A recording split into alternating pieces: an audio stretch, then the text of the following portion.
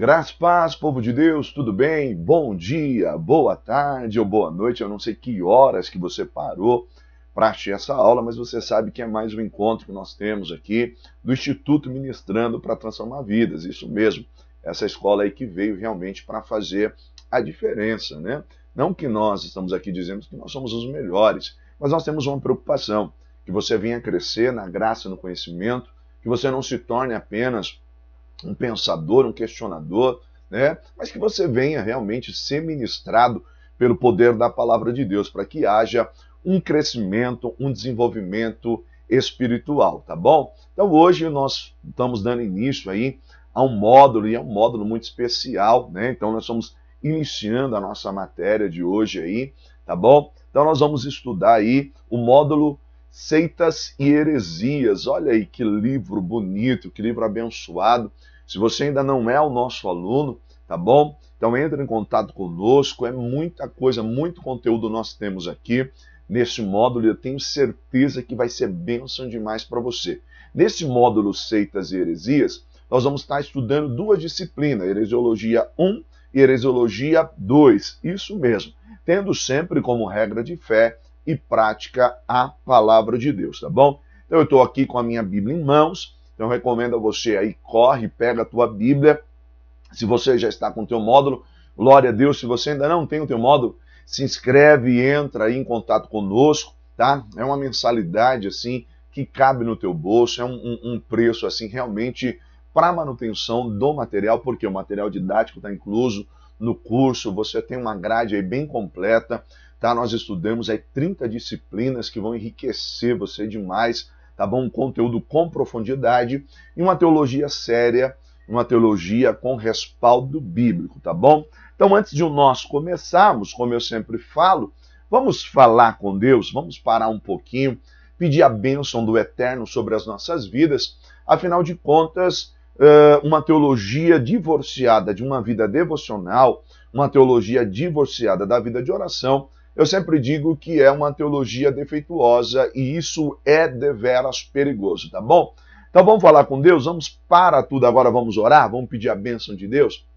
Pai, neste momento eu quero rogar a tua bênção, a tua graça, pedir a Deus que o Senhor fale conosco, Deus visita o meu irmão, a minha irmã que parou neste momento agora para estudar a tua palavra. Ó Deus, que seja um momento de edificação, um momento de crescimento, onde o teu nome seja glorificado sobre esta vida, sobre esta família. Pai, é o que eu te peço em nome de Jesus. Amém e amém. Posso ouvir um amém? Sela comigo um amém. Bora estudar, tá bom? Bora estudar. Tem bastante coisa, hoje é a primeira aula e eu já quero avançar, porque esse módulo ele tem bastante coisa. Então essas duas disciplinas vão dar um pouquinho de trabalho para nós, tá bom? Mas eu tenho certeza que vai ser bênção para você, tá bom?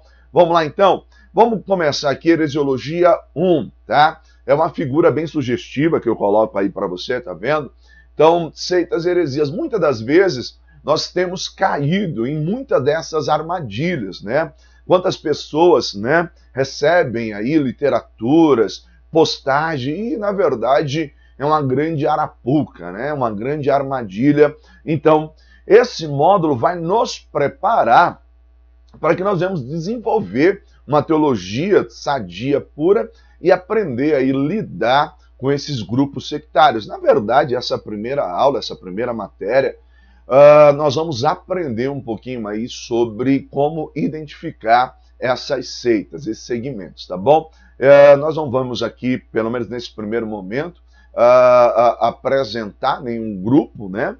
Mas nós vamos tentar identificá-los, tá bom? Vamos seguindo aqui, ó. Esse é um dos assuntos de suma importância, sobretudo pelo fato de os ensinos heréticos a cada dia estarem se alastrando, e isso com muita rapidez, né? A cada dia surge um movimento novo. Então, cada dia surge aí um grupo novo e às vezes o que é mais complicado é porque muitas das vezes vem disfarçado de cristianismo, não é verdade? Então nós vamos aprender a identificar. Por quê? Porque muitos deles acabam fazendo uso da Bíblia, e aí, porque usa a Bíblia, muitos de nós falam assim, não, mas está tranquilo, lá eles usam a palavra também. Então nós vamos tomar muito cuidado, tá bom? Ó, A ideia é que o Estado é laico. Nós estamos em um país onde o Estado é laico. O que isso quer dizer, professor? Que o Estado é laico? Isso quer dizer simplesmente o seguinte: todo homem tem o direito à liberdade de pensamento, consciente e religião. Este direito inclui a liberdade de se manifestar essa religião ou crença pelo ensino, né, pela prática, pelo culto e pela observância isolada ou coletiva, em público, enfim. Na verdade, quando você tem essa ideia de que o Estado é laico, então nós estamos numa nação onde nos dá direito e liberdade de culto. Então você não tem uma seita ou um segmento, uma religião estabelecida, como são nos países muçulmanos, que é proibido expressar qualquer outro tipo de culto ou crença. Nós estamos numa nação onde, em tese, aí, o Estado é laico, embora foi um país, né, durante muito tempo católico, considerado católico. Quem estudou história da igreja sabe do que eu estou falando, mas nós temos o conceito que o Estado é laico, tá? Só que nós precisamos entender o seguinte: o homem, ele é um ser moral, portanto, ele tem a liberdade de seguir a religião que quiser. Porém, ele só não pode esquecer uma coisa, que é a Deus que ele terá que prestar conta um dia. Então, quando nós falamos do Estado é laico, e aí pensando com você sobre isso, nós chegamos a algumas conclusões do tipo: o homem é livre, ele pode fazer o que ele quiser, ele só precisa ter algo em mente, que ele é um ser consciente, um ser moral, capacidade de pensar, de escolher, enfim. Só que um dia ele vai ter que prestar conta a Deus. Então, você que me acompanha sabe que eu já trabalhei essa questão em outras disciplinas. Um dia ele vai ter que sentar com o seu Criador e vai ter que prestar contas, tá? O Estado é laico, portanto, o homem tem o direito de mudar de religião e também tem o direito de saber a veracidade dos fatos. Então, nessa questão da liberdade de culto, e essa é uma primeira aula, é uma aula introdutória, o que acontece? Nós precisamos ter isso em mente. O Estado é laico, então o homem tem essa possibilidade. Em países que não têm essa postura, você sabe que estão sob pena de morte. Quantos cristãos na igreja perseguida, né? Quantos que se converteram ao cristianismo e pagaram com a sua própria vida simplesmente porque, no conceito do país, deixou a religião oficial, né? O nosso estudo, o nosso propósito hoje aqui, nós temos como objetivo mostrar o que as religiões ensinam e confrontá-las a partir da veracidade das Escrituras. Então, quando nós estudamos seitas e heresias, nós precisamos entender o seguinte: quando nós estudamos heresiologia, que é o caso aqui, heresiologia 1, nós precisamos entender que a Bíblia é a nossa regra de fé e prática, e ela é infalível e inerrante palavra de Deus. Ou seja, na Bíblia não contém erros. Então, deixa eu dizer uma coisa para você que está assistindo essa aula. Meu irmão, se você não tem a Bíblia como regra de fé e prática para você, como a infalível e inerrante palavra de Deus, talvez essa aula não seja para você. Por quê? Porque nós vamos partir do princípio que a Bíblia é a palavra de Deus. Então, não é o conceito de que a Bíblia contém a palavra de Deus. Nós estamos dizendo para você que a Bíblia é a palavra de Deus. Muito diferente do que algumas pessoas aí querem ensinar. Ela não contém, ela é a palavra de Deus. Então, o nosso objetivo nesse estudo é confrontar o que esses segmentos religiosos ensinam a partir daquilo que é a veracidade das Escrituras. Então, nós vamos confrontá-los a partir daquilo que a Bíblia diz, tá bom? Eclesiastes 12, 13 e 14 diz justamente o seguinte, o sábio dizendo: agora que já ouviu de tudo, aqui está a conclusão: tema a Deus e guarde os seus mandamentos, pois isso é o essencial para um homem, pois Deus o trará a julgamento, tudo que foi feito, inclusive tudo que está escondido, seja bom ou mal. Então, o que a Bíblia está dizendo? O que a palavra de Deus está nos dizendo? Que tudo aquilo que o homem faz, um dia ele será tido em julgamento. Então Deus vai cobrar. Então, como regra de fé e prática, nós temos a Bíblia Sagrada, tá bom? Seguindo aqui, ó, 2 Timóteo 3,16, como eu disse, qual que é a nossa base para esse estudo? A Bíblia Sagrada, ó. Toda a Escritura é inspirada por Deus, portanto, ela é útil para o ensino, para a repreensão, para a correção e para a instrução na justiça. Então, qual que é a nossa base aqui do nosso estudo? É a Bíblia. Então, qualquer segmento religioso que se diga usar a Bíblia, e mesmo assim foge daquilo que é o contexto bíblico, então nós vamos confrontá-los a partir da palavra de Deus, tá bom? Seguindo aí no nosso estudo, ó, vamos então na lição de número 1, você que tem o teu módulo, fica muito mais fácil, porque nós temos muito mais coisa, é bem mais completo, tá bom?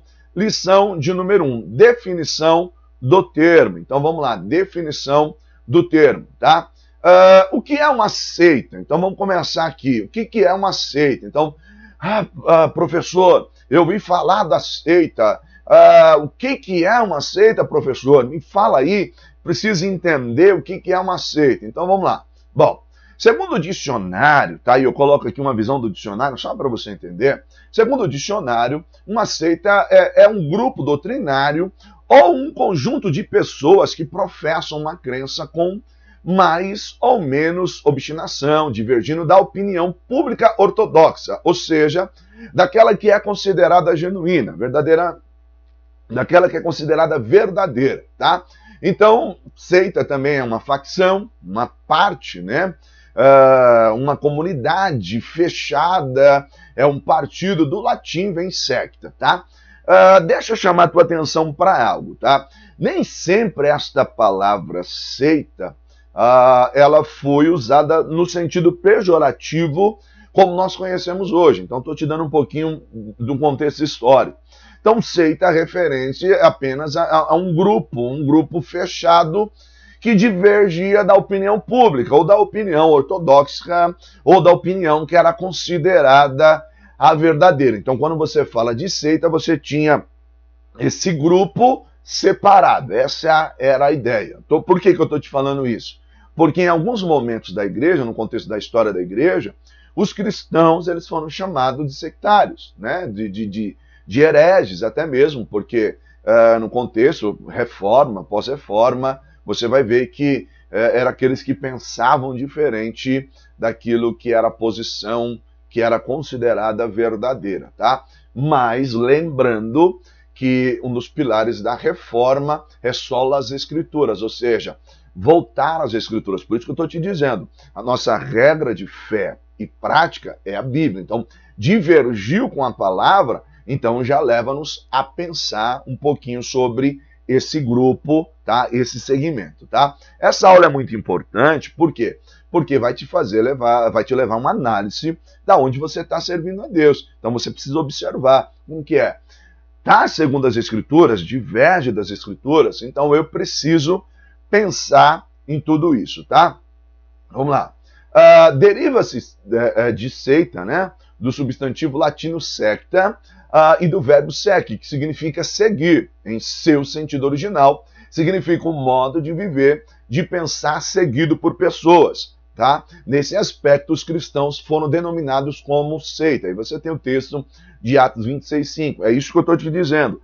Nem sempre essa palavra ou essa expressão seita, ela era já entendida de modo pejorativo. Era um grupo sectário, um grupo separado, que vivia diferente, que pensava diferente e ajuntava essas pessoas. Essas pessoas eram seguidas e levantavam-se líderes ali e tinha esse segmento, tá? Então, os cristãos, em alguns momentos, foram chamados de seita, tá? O historiador Flávio Josefo e muitos outros escritores antigos usaram a palavra hereses, né, no sentido de escola, né, uma escola de pensamento, doutrina ou religião, sem essa conotação pejorativa. Então, era uma escola que pensava diferente, que tinha uma linha de raciocínio diferente.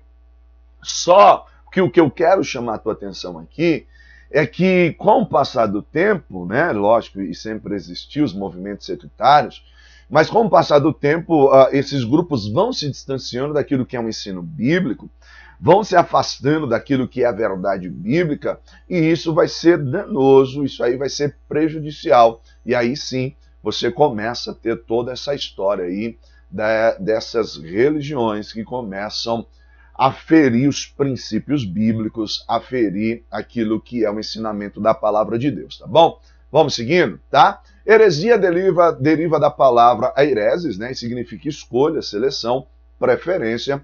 Daí surgiu a palavra seita por um efeito de semântica. Então, na literatura clássica, o que você tem? Tem um sentido de uma escolha filosófica ou política. Então, essa é a ideia, uma seleção. Mas de uma maneira bem simples, eu gosto de ilustrar isso de um modo simplificado, ó. Coloco até aqui em cima aí, tá vendo? Para você ver. De modo simplificado, ó, seita é o grupo, ou seja, as pessoas que compõem. E a heresia é o conteúdo. Pegou?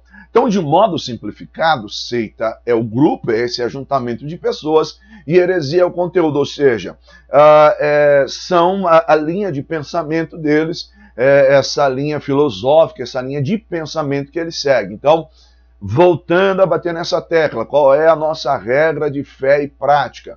A Bíblia Sagrada. Então eu vou ser curto e grosso. Se você não crê que a Bíblia é a palavra de Deus, se você não aceita a Bíblia como genuína, palavra de Deus, inerrante, infalível, palavra de Deus, essa aula não é para você. Para o vídeo aí e sai fora. Ah, professor, o senhor está bravo? Não, queridos. Porque nós estamos dando essa aula a partir desse princípio, entendendo que a Bíblia é a palavra de Deus, infalível, inerrante, palavra de Deus. Então, tudo aquilo que eu vou defender aqui, tudo aquilo que eu vou apresentar, eu tenho como base as Escrituras. Então, eu tenho como base as Escrituras, tá? Então, é o pilar da reforma, só as Escrituras. Por isso que nós vamos observar aí alguns segmentos que acabam fugindo desse contexto, tá? Então, de modo simplificado, seita é o grupo, ou seja, as pessoas, esse ajuntamento, e heresia é o conteúdo, é aquilo que eles ensinam, aquilo que eles pensam, é a filosofia de vida desse grupo, tá? E aí, divorciada das Escrituras, você tem um movimento sectário, um movimento herético, tá? No Novo Testamento, essa palavra ela tem um sentido de dissensão, tá? Do ponto de vista cristão, heresia é o ato de um indivíduo ou de um grupo afastar-se do ensino da palavra. Então lembra que eu te disse?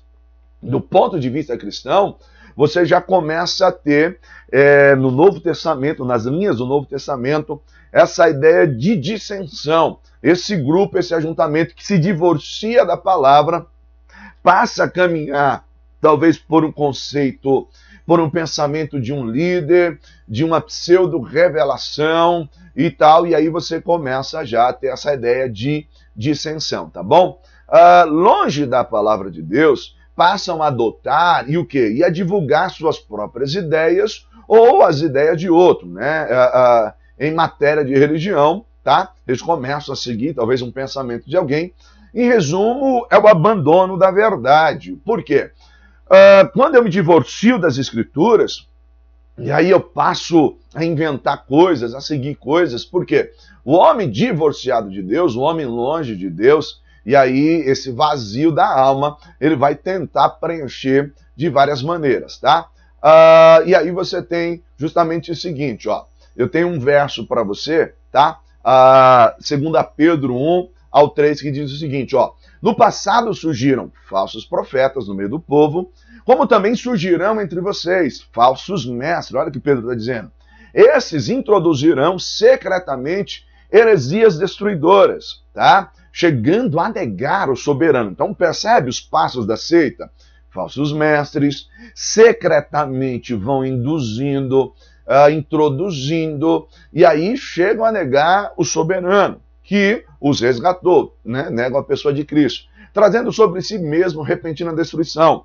Muitos seguirão os caminhos vergonhosos desses homens, e por causa deles será difamado o caminho da verdade. Em sua cobiça traz mestres, os explorarão com histórias que inventaram. Há muito tempo a sua condenação paira sobre eles, e a sua destruição não tarda. Olha o que Pedro escreve lá atrás, no começo da igreja, tá? Se você for observar a carta de Pedro, a data da carta de Pedro, então você vai perceber que a igreja já sofria muito, tá? E aí a gente tem um contexto interessante. A heresiologia, ela é importante, principalmente a partir de um ponto de vista escatológico. Por quê? Porque a maioria desses segmentos, eles começam a trazer aí uma prévia do fim do mundo, como é que vai ser, uma revelação que um líder teve, uma inspiração, trazendo a ideia de um novo evangelho, que agora eles têm a resposta para os enigmas do universo, e essas respostas estão excluídas da Bíblia, mas estão alicerçadas ou firmadas em um pensamento particular. Então, olha o que Paulo escreve a Timóteo na sua primeira carta, no capítulo 4, verso 1 e 2. Estou usando a Bíblia, é por isso que eu disse para você. Qual que é o nosso ponto de partida aqui? A Bíblia é sagrada. Então, nós estamos o quê? Nos resguardando pela Bíblia. Olha o que o texto diz. Mas o Espírito afirma expressamente que nos últimos tempos alguns apostatarão da fé, por obedecerem a espíritos enganadores e a ensinos de demônios, pela hipocrisia dos que falam mentira e que têm cauterizado a própria consciência. Olha interessante isso. Doutrinas de demônios e espíritos enganadores. E aí essas pessoas vão crendo nessas mentiras. E aí vão só se afundando, vão só se arrebentando. Essa que é a palavra correta mesmo. Então vão dando ouvido a espíritos enganadores e vão entrando por um caminho que com certeza é um caminho que muitas das vezes, se Deus não tiver misericórdia, torna-se um caminho sem volta, tá bom? Vamos seguindo? Vamos pensar que o cristianismo e as seitas, essa é a lição de número 2. O cristianismo e as seitas. Então vamos avançar um pouquinho aqui, pensando sobre o cristianismo e as seitas, tá? Uma seita, ela tem algumas características próprias, em geral, por aquilo que ela prega a respeito dos seguintes assuntos. Então, sempre quando você olhar para um grupo sectário, algumas coisas são familiares, ou seja, são características próprias das seitas, normalmente são muito parecidas às seitas, tá? Então você tem, primeiro ponto, alguns aspectos acerca daquilo que eles ensinam, acerca da Bíblia Sagrada, como que é a posição bíblica, né? Acerca da pessoa de Deus, a queda do homem, o pecado, né? A pessoa e a obra de Cristo, a salvação e o porvir. Foi isso que eu te disse num contexto escatológico. Normalmente as seitas, elas têm essa ideia, né, de algumas características próprias deles sobre a Bíblia. Às vezes não entendem a Bíblia, não respeitam a Bíblia, a pessoa de Deus, negam a pessoa de Deus, o homem, né? O homem é bom, ensinam que o homem é bom e o homem pode salvar por si próprio, que o pecado é ineficaz e muitas das vezes invalidam até mesmo o poder do pecado, negam a divindade de Cristo, a sua obra redentora. A salvação meritória, por méritos humanos, salvação somente dentro desse grupo, né?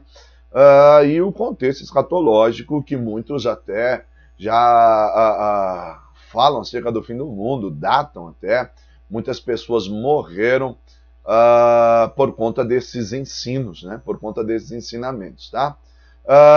Se o que uma seita ensina sobre esses assuntos não se coaduna com as Escrituras, então podemos estar certo que estamos diante de um movimento sectário. Então, se o que esse grupo ensina sobre a Bíblia, sobre a pessoa de Deus, sobre a queda do homem, o pecado, a pessoa e a obra de Cristo, a salvação e o porvir, não está de acordo com aquilo que é o ensinamento bíblico, então pode ter certeza que você está diante de um movimento sectário, tá? Então, como eu posso identificar uma seita ou um grupo sectário? Professor, como é que eu posso fazer isso? Vamos lá, eu vou te dar algumas dicas aqui que é bem legal, tá? São algumas regrinhas, alguns esqueminha, lembra da escola? que você tinha aquelas regrinhas que o professor te dava, que ajudava demais a associar o assunto. Então, vou lhe apresentar aqui pelo menos 2 regrinhas que vão te ajudar demais, demais mesmo, como você identificar uma seita. Cara, se você fizer isso, isso vai te ajudar até mesmo aonde você está aí servindo a Deus, porque deixa eu abrir um parênteses aqui. Às vezes a gente fala do movimento sectário e alguns cristãos acabam deixando de lado o amor.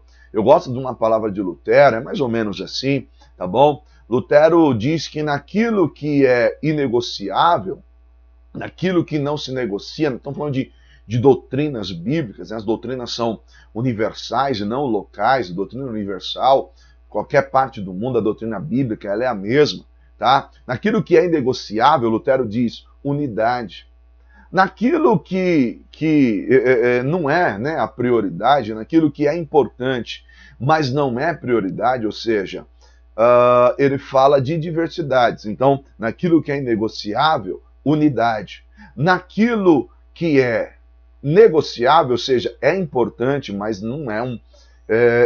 Por que eu estou te falando isso? Só para você ter uma ideia. Por exemplo, contexto escatológico mesmo. Pré-milenista, pós-milenista, aí você tem pré-tribulacionista, pós-tribulacionista, mid-tribulacionista, ou seja, são doutrinas, são ensinamentos bíblicos, mas que não ferem as doutrinas centrais das Escrituras. A ideia de que todos creem que salvação é por meio de Cristo, todos creem que Cristo vai voltar, a questão é só quando e como, se em 2 fases, em uma única fase, vai ser no meio, depois da grande tribulação. Então, naquilo que naquilo que é importante, mas não é prioritário, diversidade. Então, no inegociável, unidade. Naquilo que é negociável, diversidade, pensamentos diferentes. E no demais, o amor, a caridade. Ou seja, então, nem todo mundo que está seguindo num movimento, até mesmo sectário, é uma pessoa ruim. Às vezes ele está enganado, às vezes ele é sincero, e ele acha verdadeiramente que está servindo a Deus. Quantas pessoas, irmão, a gente não conhece, que pensava estar prestando de verdade serviço a Deus, mas estava enganado por doutrinas de demônios, ensinamentos de demônios. Então foram libertos e hoje servem a Deus de verdade. Então, naquilo que é prioridade, unidade. Naquilo que é importante, mas não é prioridade, diversidade. E no demais, o amor, a caridade. Então nós precisamos amar essas pessoas a ponto de pregar um evangelho genuíno para que elas venham para aquilo que é o caminho da verdade, tá bom? Que é o caminho da palavra de Deus. Vamos lá então, como identificar uma seita ou um grupo sectário? Eu tenho uma regrinha básica aqui, ó, tá vendo? Qual o conceito do grupo com relação ao SBT? E aí você, professor, o SBT é uma seita? Não estou falando do canal de televisão. Coloquei só a figura aqui, é mera ilustração aí, tá bom? Só para associar aí. O que é o SBT? Não é o Sistema Brasileiro de Televisão, é o SBT. Qual é o conceito do grupo com relação ao S, salvação? O que esse grupo ensina sobre salvação? Salvação é por meio de Cristo ou salvação é por obras? Salvação é por seguir o RI, o regimento interno desse determinado grupo? A salvação eles agregam alguma coisa a mais? Então, primeiro ponto. Então, quando você faz essa análise do SBT, opa, mas peraí, eles não ensinam que salvação é em Jesus, eles ensinam que salvação é por meio de seguir a regra do líder tal. Opa, então a gente já começa a pensar que alguma coisa está fora, tá bom? O B, né? O S, agora o B, a Bíblia. Qual a posição desse grupo com relação à Bíblia?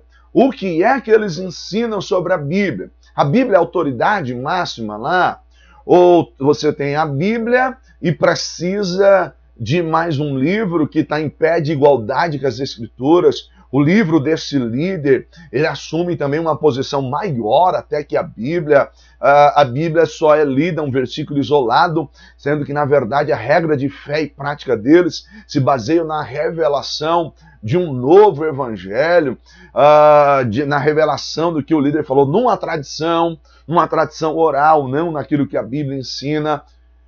Quando você olha isso, você percebe a posição desse grupo, então o que você começa a ter? Você começa então aí a pensar diferente e já começa a ter uma ideia de dizer assim, não, mas peraí, então algo está fugindo aí daquilo que é o ensino da palavra.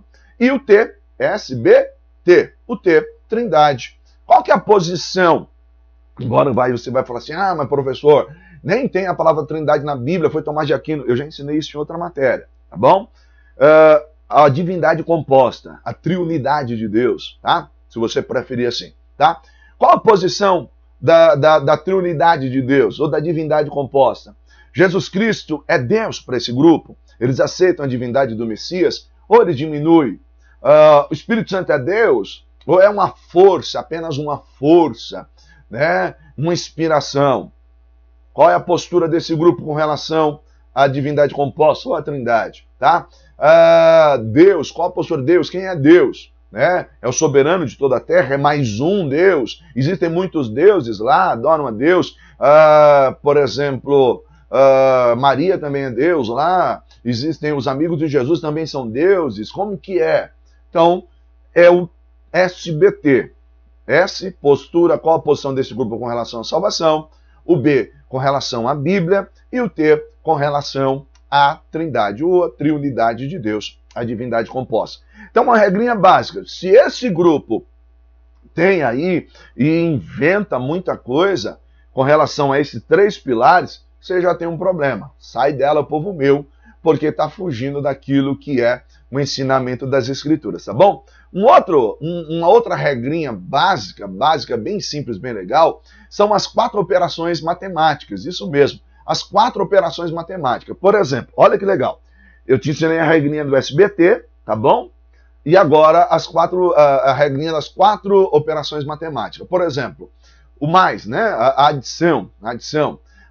O que acontece? Esse grupo, ele adiciona algo mais. A Bíblia é suficiente? Não, a Bíblia não é suficiente, tem que ter o livro com a revelação tal, porque fulano recebeu uma revelação do anjo tal, então a Bíblia não é suficiente, tem que ter a Bíblia, mas também tem que ter essa revelação, agrega tal.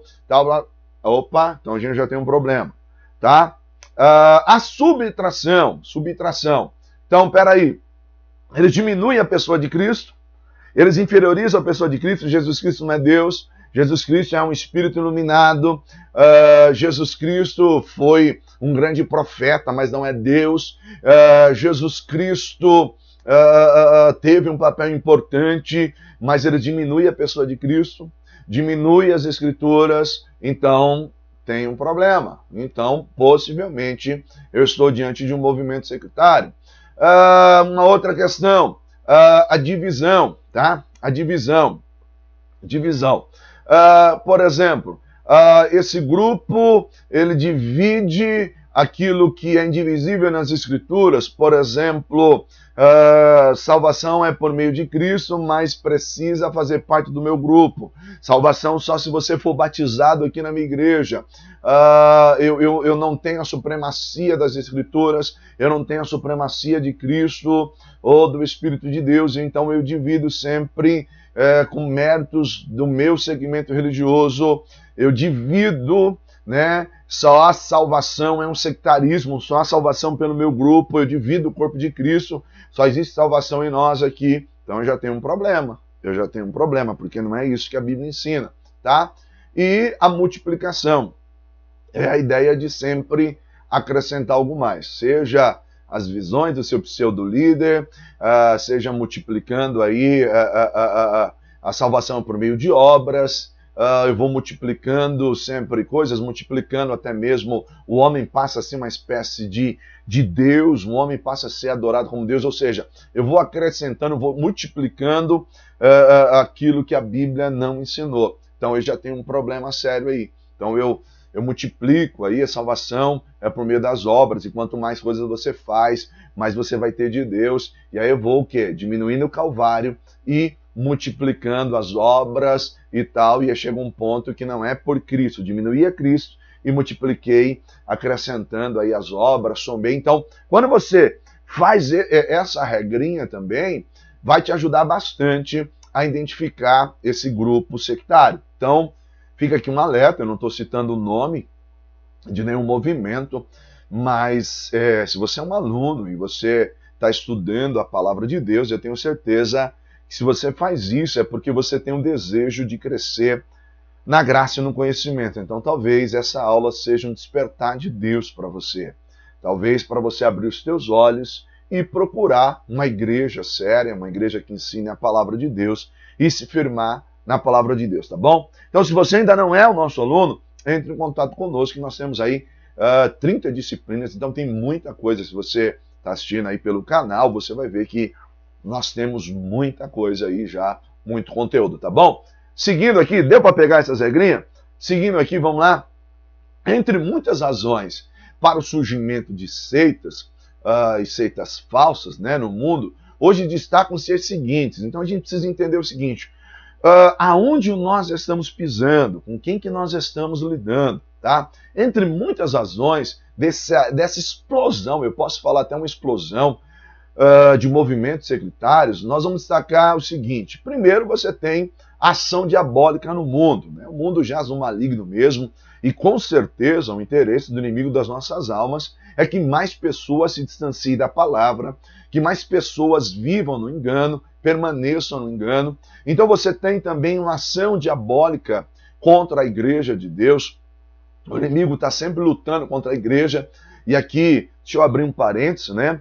Muitos críticos da Bíblia acabam dizendo que a Bíblia é a mãe das heresias, e eu tenho que lhe dizer que isso é uma afirmação errada, errônea. A Bíblia não é, tá? A Bíblia não é a mãe das heresias, mas eu diria que a má interpretação bíblica, ela pode ser. A má interpretação bíblica, a má compreensão bíblica pode ser. Por isso você tem o quê? Uma ação diabólica muito grande contra a palavra de Deus. Eu coloco aí alguns textos de referência, tá no seu módulo também, mas para que você possa ler e entender. Existe uma batalha muito grande e há um interesse muito grande, principalmente diabólico, para que o homem se distancie daquilo que é a verdade, e a verdade que está registrada na palavra de Deus, tá bom? Um outro conceito é o descuido da igreja em pregar o evangelho completo. Essa é uma questão. As pessoas acabam pregando um evangelho de facilidades, um evangelho muitas das vezes que está faltando algo, E isso vai formando o quê? Crentes raquíticos, pessoas raquíticas, e a partir daí, qualquer movimento que surge, a pessoa torna-se o quê? Um alvo fácil para esses segmentos religiosos. Então, nós precisamos pregar um evangelho verdadeiro. Quinto ponto é o quê? Uma falsa hermenêutica. Então, líderes, né, que vão introduzindo aí doutrinas demônios, líderes que vão enganando, usando o texto bíblico para o benefício próprio, ou seja, uma falsa hermenêutica. A falta de conhecimento da verdade bíblica, um despreparo, é o que eu estou tentando te dizer. Um analfabetismo bíblico, Muitas pessoas acham que não precisam estudar, se tornaram místicos, mas não espirituais, tá? Se tornaram místicos e não espirituais, não tem prática com a Bíblia, né? Então não conhece a verdade bíblica. Vivem apenas de versículos isolados, e isso resulta no quê? Na falta de maturidade espiritual. São meninos na fé. São meninos. E aqui eu não estou falando de um conceito de avivamento, nada disso, querido. Eu estou falando de imaturidade mesmo. O que o escritor aos Hebreus diz. O tempo que vós tendes já era para estar comendo um alimento sólido, mas por enquanto vocês ainda estão no leitinho, ou seja, não há um crescimento espiritual. Então, e aí acaba tendo uma vida raquítica, e qualquer movimento que surge, o que acontece com essas pessoas? Eles acabam o quê? Abraçando. Abraça tudo que surge, e isso é perigoso, tá? O cristão e as seitas. Vamos então começar a pensar no cristão e as seitas, porque o tema dessa lição 2, né, o cristianismo, né, e as seitas, vamos pensar um pouquinho nisso. Desde a queda do homem e a entrada do pecado no mundo, né, o homem se distanciou de Deus, o homem está vazio, seu espírito está morto, e aí o que acontece? Com o espírito do homem morto, longe de Deus, o homem procura em todo tempo suprir essa ausência, a ausência do Criador. Então esse vazio na alma, porque o homem ele é o quê? O homem, em sua essência, ele é espiritual, ou seja, ele é espírito, alma e corpo. Se você é dicotomista, não tricotomista, o homem é espírito e corpo. O que eu quero dizer para você é o seguinte, o homem tem uma parte imaterial e uma parte física. Essa parte imaterial, que nós chamamos de lado espiritual do homem, seja composto da alma, do espírito, enfim, uma coisa é certa, o homem não foi feito para viver aquém de Deus. E isso nós ensinamos aí, soteriologia, hamartiologia, tá todas aí as aulas, se você já é o nosso aluno, já fez, você sabe do que eu estou falando. Então, quando o homem está desconectado de Deus, o seu espírito está vazio, o espírito está morto, ele não tem o zoe, ele não tem a vida de Deus habitando nele. E aí o que acontece? Esse vazio da alma, ele vai em busca de muitas coisas. E isso, esse espaço da sua alma, acaba sendo ocupado por ídolos, ele cria ídolos para si, né? Como a Bíblia toda diz, o homem vai lá, corta um tronco, metade ele joga no fogo para se aquecer, metade ele faz um Deus e começa a adorar, mas esse Deus não manda, não vê, não fala. Ele cria ídolos do seu coração e cria também, vai preencher esse espaço até mesmo com demônios. E aí você tem todo um contexto de feitiçarias, idolatrias e por aí vai, tá bom? Como um homem distante de Deus, surge aí o quê? Muitas religiões. Aí você não pergunta, mas por que tanta coisa? Embora a palavra, né, a etimologia da palavra religião, ela seja bem discutida, e muita gente vai falar, não, mas o significado é esse e tal. Em tese, a grande maioria entende que ela vem do latim que é religare, que traz justamente a ideia de religar, de atar o homem a Deus. Ou seja, são regras que têm por objetivo levar o homem de volta a Deus. Lembra que eu falei do vazio da alma? No vazio da alma, o homem está distante de Deus. Nesse vazio, ele começa a fazer o quê? Inventar coisas, divorciado da palavra, é claro, é óbvio isso que eu estou tentando te falar. Divorciado da palavra, ele começa o quê? A criar regras, meios, o religare. Surge uma religião. Ele tenta se reconectar a Deus, ele tenta se achegar a Deus, e isso é muito perigoso. Então, distante de Deus, a idolatria, a feitiçaria, até mesmo o ocultismo, têm sido estradas pela qual o homem tem expressado a sua espiritualidade. Então nós vivemos numa época hoje que se fala muito de espiritualidade. Você precisa desenvolver sua espiritualidade, e aí você vem por meio de meditação, e aí seitas orientais, ocidentais, e por aí vai, tanta coisa. E tudo isso, na verdade, é o homem tentando se reconectar a Deus, tentando se religar a Deus. Aí vão surgindo as religiões. Como Deus é misericordioso e bom, desde a queda do homem, Deus revela o seu plano de salvação à humanidade. Então, embora o homem, lá no Éden, e aí com o pecado vem a depravação total, desequilíbrio dos instintos, toda essa questão que eu já lhe ensinei em outra matéria, esse homem está longe de Deus, mas a Bíblia Sagrada diz que o Cordeiro de Deus que foi morto antes da fundação do mundo, ou seja, mundo nem era mundo, e Deus já tinha um plano de salvação, Deus já tinha um plano de resgate para a minha e para a tua vida. Então o homem não precisa ficar ligando, tentando criar meios ou caminhos para desenvolver a sua espiritualidade e, em tese, pensando, entre aspas, pensando que vai se chegar a Deus novamente. O que esse homem precisa? Qual é a questão do que esse homem necessita? Ele necessita do quê? Da Bíblia. Voltar para a palavra. Ou seja, está vendo aqui? A Bíblia é o plano de redenção de Deus para a humanidade. Irmão, está aqui, ó. Esse é o segredo. A Bíblia é o plano de redenção de Deus ao homem. Então, de Gênesis a Apocalipse, a Bíblia revela a obra criadora de Cristo. De Gênesis a Apocalipse, a Bíblia Sagrada revela o plano redentor. Então, o que nós precisamos? Voltar para as Escrituras. Qual é a nossa regra de fé e prática? A Bíblia Sagrada. Pegou? Glória a Deus. Vamos seguindo aqui, ó. Só que, infelizmente, nos últimos dias, os movimentos sectários têm avançado e muito, muito, muito mesmo. Tem crescido e muito. E aí a pergunta que a gente faz é, qual que é o segredo deles crescerem tanto? E aí, eu coloco até aí para você, o segredo deles está na disposição dos seus adeptos em pregar suas doutrinas incessantemente, ou seja, de casa em casa, eles usam os veículos de comunicações, TV, rádio, Facebook, WhatsApp, YouTube, internet, ou seja, tudo aquilo que está ao alcance deles para difundir esse segmento religioso, eles estão fazendo. E aí nós falamos de um contexto de salvação pela graça e toda essa questão, não por obras, e aí nós estamos o quê? Deitados em berços esplêndidos, né, dando glória a Deus. Olha, salvação foi por aquilo que Cristo já fez por mim, não é mérito meu, glória a Deus, tudo isso é pura verdade. Mas, irmãos, se nós tivéssemos a mesma disposição, então eu até coloco aí, bom seria que essa chama que arde nos grupos sectários também ardesse nos corações dos verdadeiros cristãos. A igreja precisa se posicionar. Bom seria que essa mesma chama que arde aí nessa turma em querer pregar e querer estar anunciando, né, os seus ensinamentos, ardesse no coração dos cristãos.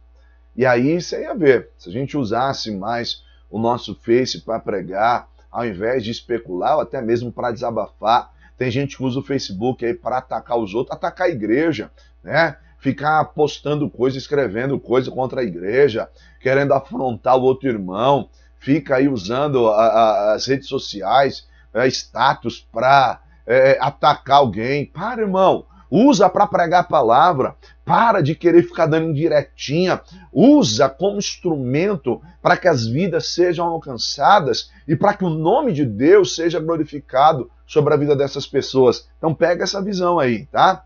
Ó, Mateus 24:5, pois muitos virão em meu nome dizendo, eu sou Cristo, e enganarão a muitos.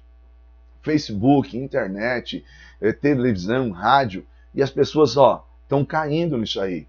24:11, Mateus, e numerosos falsos profetas surgirão, enganarão a muitos. O texto, né, até possível, até mesmo os escolhidos. Então, irmão, as seitas não estão brincando, eles estão indo para cima. Gente que está vacilando, essa que é a verdade. Nós que estamos vacilando, mas eu tenho certeza que você é diferente, tá bom? Vamos lá, seguindo. Um outro ponto que é muito interessante, que eu quero pensar com você nessa aula, é a ideia da teologia da acomodação. A teologia da acomodação. Irmão, isso é sério demais. Isso é muito sério. Professor, o que é a teologia da acomodação? Bom, vamos lá. Teologia da acomodação. A teologia da acomodação é um tipo de teologia que tenta acomodar princípios bíblicos a conceitos humanos. Ela tenta moldar os princípios bíblicos aos conceitos humanos. Ou seja, ao invés do homem se enquadrar nos padrões bíblicos, ele busca textos, e muitos desses textos isolados, tá bom? Para acomodar isso às suas vontades e às suas falsas verdades. Então, essa teologia da acomodação, ela vem o homem tentando acomodar a palavra aos seus próprios interesses. Essa é a questão. Nós estamos falando de identificar uma seita, e a coisa fica bem séria, sabe em que aspecto? Quando não usa a Bíblia, a gente já logo rejeita, não é? Não usa a palavra, tô fora, esse movimento sectário aí não usa a Bíblia, sai dela, povo meu. O perigo é quando esse grupo usa a Bíblia. Aí nós estamos falando o quê? De religiões pseudos cristãs, ou seja, falsas cristãs, falsas religiões cristãs. Então usa a Bíblia, aí você, tô legal, usa a Bíblia e tal. Só que às vezes eles fazem o quê? O uso de uma teologia conhecida como teologia da acomodação. A teologia da acomodação, ela é um passo para o sectarismo, isso mesmo. Pois uma teologia pura e sadia busca sempre como base, ter como base o quê?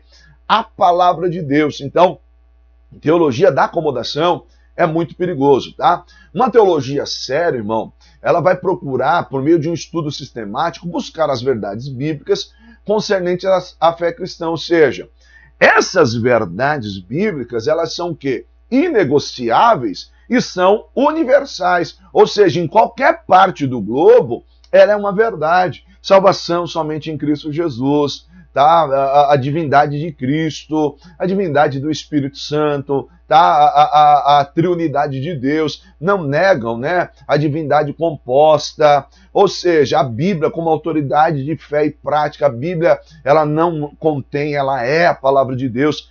Agora, eu não estou falando de aspectos culturais, o cultural, irmão, ele é temporal, então nem sempre, numa época, ele faz sentido na outra, mas estou falando de doutrinas que são inegociáveis e universais. Então, uma teologia pura procura trabalhar com esses princípios, tá?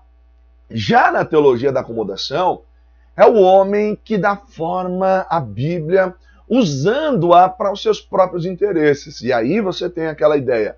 A má interpretação bíblica, o uso de versículos isolados, tem sido uma grande arma da teologia da acomodação. Então, pega isso aí. A má interpretação bíblica e o uso de versículos isolados tem sido a grande arma dos teólogos da acomodação. Por quê? Lembra que a herança nossa da reforma é sola as escrituras? Essa é a nossa herança da reforma.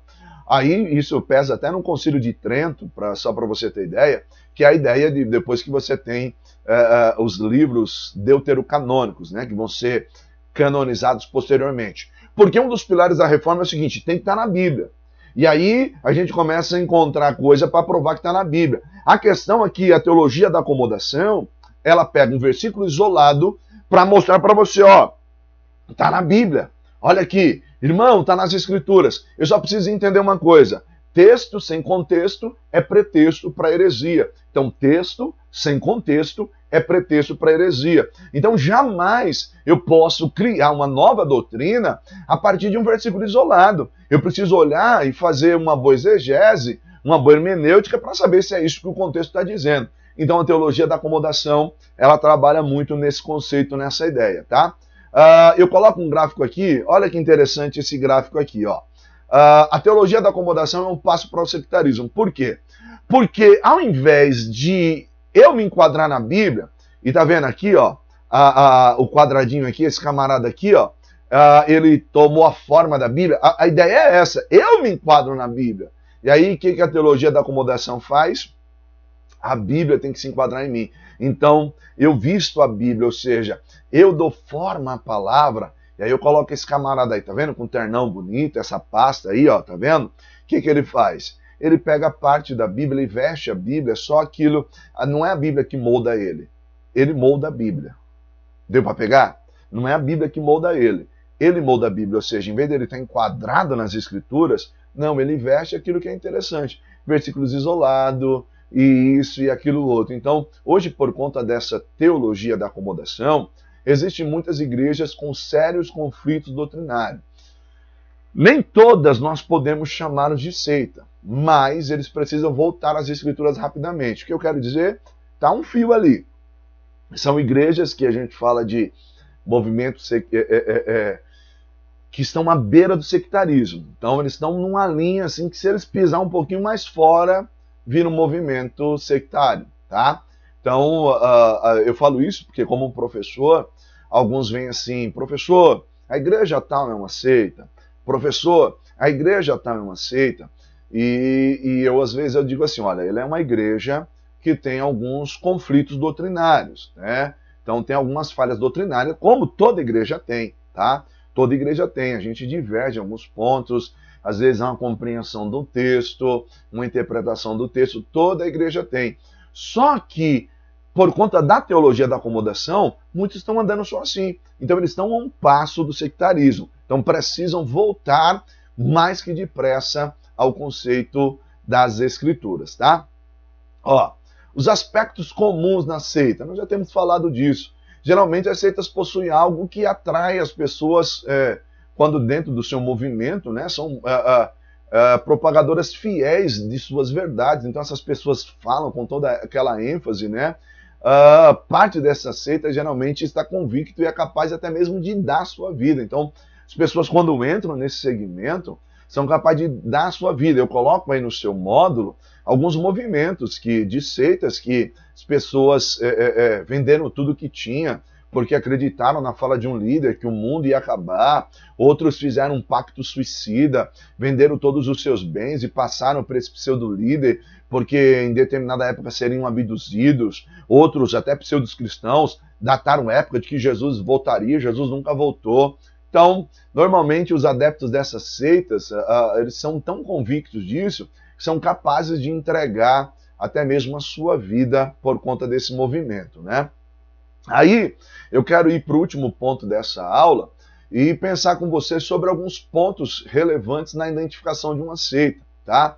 Então nós vamos observar e fazer uma análise aí, bancar mesmo o papel do detetive, tá vendo aqui, ó, o detetive, nós vamos fazer aí para pensar um pouquinho nesses aspectos que são, esses pontos que são relevantes. Primeiro ponto aí, a base de sua crença provém de revelações ou de ensino do seu líder, ou seja, normalmente um grupo sectário, ele vai sempre desprezar a Bíblia, então as revelações do seu líder ou os ensinos do seu líder estão até mesmo acima das escrituras. Esse é um ponto relevante. Então, desprezam a Bíblia, estão sempre aí, o livro do seu líder é maior, né? Ou então a última revelação, o novo evangelho, que eu recebi a visão de um anjo veio e falou comigo e me deu o verdadeiro evangelho, eu tenho a verdade, tal. Então, esse é um ponto relevante. O segundo ponto, é que os adeptos, né, o adepto dessa doutrina, ele tem a ideia de fazer o proselitismo, ou seja, ele está condicionado de forma sistemática nas crenças da seita, então ele vai buscar outros, ele vai em busca, um adepto dessa seita, ele aprende as suas lições, decora como se fosse tabuada, aquela coisa ali, com a sua convicção, ele vai influenciar, e geralmente quem já tem uma fé, ele vai tentar trazer aí, né, o famoso pescar em aquário, né, que a gente fala, não, você está no caminho errado, você precisa vir para a verdade. E aí eu volto a dizer, talvez você vai dizer assim, mas vocês crentes fazem isso, vocês cristãos fazem isso. Só que nós estamos falando que a Bíblia é regra de fé e prática. Então, o movimento sectário, ele não tem a Bíblia como regra de fé e prática, como palavra de Deus. Então, são ensinamentos de homens, ele é doutrinado, esse adepto ele é doutrinado, ele fica cego, ele não enxerga. Então, vai abrindo mão de tudo e de todos, e aí a autoridade ou revelações do seu líder são inquestionáveis. Jamais um membro desse grupo pode chegar e questionar a autoridade do seu líder. A autoridade do seu líder está acima de tudo. E isso é perigoso. Por quê? Porque nós somos homens passíveis de erros. Então, mas a autoridade desse líder está inquestionável. Ele é uma espécie de um deus, né? Ou um semideus. Isso aí é bem delicado, bem frustrante. A gente precisa tomar muito cuidado com isso, tá? Um quarto ponto, as seitas são geralmente isolacionistas, ou seja, eles, quando ganham essas pessoas, começam a fazer uma espécie de uma lavagem cerebral, isolando essas pessoas deixam famílias, deixam pais, deixam mães, vão se isolando, e a ideia de isolar essas pessoas é para que eles recebam realmente essa convicção nesse sectarismo, nessas pseudo-verdades, a ponto deles ficarem cegos. Então eles isolam essa pessoa mesmo, dá um jeito de afastar essa pessoa de tudo, de todos. E aqui eu abro um parênteses, cuidado com um certo cristianismo que, eu não estou dizendo que você tem que viver nas práticas do pecado, né? Mas às vezes a gente pega um texto fora do seu contexto, né? E bem-aventurado aquele que deixar pai e mãe por amor de mim e tal, a gente pega um texto fora do seu contexto e aplica de forma errada, tá? Aplica de forma errada. Pelo contrário, nós que temos aí o Evangelho de Cristo, temos que anunciar a verdade aos nossos parentes, ganhar os nossos pais, ganhar os nossos filhos para Cristo, os nossos irmãos, os nossos vizinhos. Então, muito cuidado com isso, tá? Um quinto ponto é que as seitas sempre propagam salvação por méritos humanos. Isso é quase que unânime nos movimentos sectários, sempre essa ideia de anunciar a salvação é por méritos humanos. O homem é bom, e ele precisa aí fazer as suas boas ações, e fazendo as suas boas ações alcançará a salvação. Não é isso que a Bíblia ensina. A Bíblia ensina que salvação somente por meio de Cristo, tá? Um sexto ponto, que geralmente possui uma mensagem apocalíptica, profecias falsas, é aquilo que eu falei, sempre a ideia do porvir, né? Aquela ideia de dar uma previsão final do mundo, assustando o povo e tal. E muitos estão nesse segmento, às vezes, por medo, né? Por medo dessas mensagens que são ensinadas. Eles são sempre os únicos certos, tá bom? E aí você diz assim, mas espera aí, professor, isso é muito parecido com o que os evangélicos dizem. Eu estou falando isso porque estou até fazendo contraponto comigo mesmo, porque eu ouço muito isso de algumas pessoas. O que eu quero dizer para você é o seguinte, queridos, o evangelho sério, genuíno da palavra de Deus, ele não é só ele, só a igreja dele que acerta. Ele entende que salvação é por meio de Cristo e por meio do ensino da palavra. Mas existem alguns grupos sectários que é só a igreja dele, só o grupo dele, só existe salvação lá, pelas obras que são feitas por lá, pelo batismo de lá, e isso é perigoso, isso é perigoso. Eu não posso dizer que só há salvação na minha igreja, nem você pode dizer que só há salvação na sua igreja, até porque salvação é por mérito de Cristo, obra do Calvário, por aquilo que Cristo fez por nós. Então a palavra, o plano de salvação de Deus revelado a nós. Então, que eu sou o único certo, só a minha igreja tal, então cuidado. Se começa assim, só tem salvação aqui, só por meio de nós, então vigia, porque esse grupo é um grupo que pode aí estar fugindo daquilo que é o ensino das Escrituras, tá? A tendência é o esoterismo, né? Busca pelo esoterismo, ou seja, essa palavra do grego, esotéricos, né, que significa conhecimento secreto ou ao alcance de poucos, tem marcado muitas seitas. Então a busca pelo novo faz com que o adepto dependa a cada dia mais dessa seita. Ou seja, se torna um tanto místico, né? Alguns grupos, só eles têm a revelação da revelação. É só aqui que a gente tem, alcançamos esse nível. Então, se torna um grupo um tanto místico, um grupo assim, esotérico, né? Esotérico. Então, eles têm uma revelação da revelação. Nós vamos falar isso mais para frente, Heresiologia 2, mas é o conceito já de nova era, né? Então ele tem um pouquinho de cada segmento, mas eles têm uma revelação a mais. São cabalísticos e toda essa ideia. Então isso é muito sério. Cuidado, é um ponto também que é relevante das seitas. O controle do líder sobre os seus adeptos. Então o líder exerce essa função, esse controle até mesmo com base num terrorismo espiritual. Se você sair daqui, você vai morrer. Se você sair daqui, eu vou jogar uma mandinga sobre a sua vida vai se acabar. Tem até pseudos pastores que agem assim. Se você sair do meu ministério, se você sair debaixo da minha cobertura, né? É como se ele fosse Deus. Se você sair debaixo da minha cobertura, a coisa vai ficar feia para você, a maldição vai te alcançar, um terrorismo espiritual. Então, alguns, né, líderes de pseudo-seitas, né, de certas seitas falsas, segmentos falsos, né, pseudo-religiões, é um dos pontos relevantes. O líder ele quer exercer esse controle sobre a vida das pessoas. Queridos, nós como pastores, como doutrinadores, como ensinadores, nós mostramos o caminho da verdade, mas mostramos que a salvação ela é individual, você precisa entregar sua vida a Cristo. Não cabe a nós exercer esse controle, esse domínio sobre ninguém, tá? Um décimo ponto aí, as suas doutrinas, né, são inconstantes, sofrem mutações para atender os seus interesses, ou seja, não há nenhum problema para os adeptos dessas seitas eles consertarem, ou seja, reformularem os seus erros. Então, basta apenas uma nova profecia, que a que existia antes, ela foi modificada. O que é isso?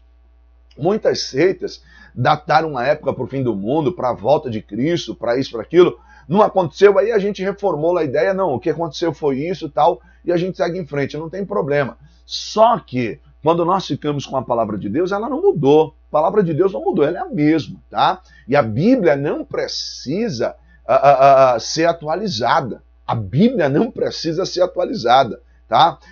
E nem fazer uma releitura dela. O que eu preciso é fazer uma boa hermenêutica, uma boa exegese daquilo que Deus está querendo nos dizer pela sua palavra. Mas eu não preciso fazer uma releitura da Bíblia, eu não preciso atualizar a Bíblia, ela não é um livro antigo, pelo contrário, é um livro muito atual. Todas as vezes que nós estamos lendo a Bíblia, é impressionante como Deus fala conosco, é impressionante como o que aconteceu lá atrás reflete justamente os dias que nós estamos vivendo. Então, a Bíblia é a poderosa, infalível, inerrante palavra de Deus, tá bom? Rejeição ao cristianismo, um dos pontos também que é muito forte. normalmente os adeptos, né, das seitas rejeitam o cristianismo, rejeitam, né, não aceitam a pessoa de Cristo, a palavra, e aí surge muita coisa. Então, eu te dei alguns pontos que são relevantes das seitas, ou seja, são importantes para que você possa destacar e aprender um pouquinho sobre o que é uma seita, e até mesmo se você está num lugar que tem essas características que eu lhe apresentei, a regrinha do SBT, as 4 aí, operações matemáticas. Então, cuidado, eu te apresentei esses pontos, muita coisa nessa aula de hoje. Eu tenho certeza que te ajudou demais, tá bom? Essa foi a nossa aula, esse foi o nosso encontro, tá bom? Se você ainda não tem o teu módulo, olha que interessante, se você ainda não tem o teu módulo, entre em contato conosco, que eu tenho certeza que vai ser bênção para você, tá bom? Nós temos aí todo o conteúdo e muito mais coisa que eu te apresentei. É um livro aí que nós temos aí, 170 páginas, quase 170 páginas de muito conteúdo, Heresiologia 1, Heresiologia 2, ou seja, são 2 disciplinas que nós estamos abordando, bastante conteúdo, nós vamos falar aí de muitos segmentos religiosos ainda, e eu tenho certeza que vai ser bênção demais para a tua vida, tá bom? Por hora a gente fica por aqui. Passei até um pouquinho do normalmente, que é o horário da nossa aula, tá bom? Mas era necessário. Que Deus te abençoe, tá? Que você cresça na graça e no conhecimento. Normalmente nós deixamos aí na descrição do vídeo o telefone para contato. Entre em contato conosco, que eu tenho certeza que é bênção. Você que é o nosso aluno, Deus te abençoe. Deus te abençoe demais, que as ricas bênçãos te alcancem aí, tua casa, tua família, tá bom? Deus te abençoe. Beijo no teu coração. Até um próximo encontro, se Deus quiser. Lembrando sempre, meu irmão, que se Deus é por nós, quem será contra nós? E que tudo você pode naquele que te fortalece. Deus te abençoe. Fica com Deus.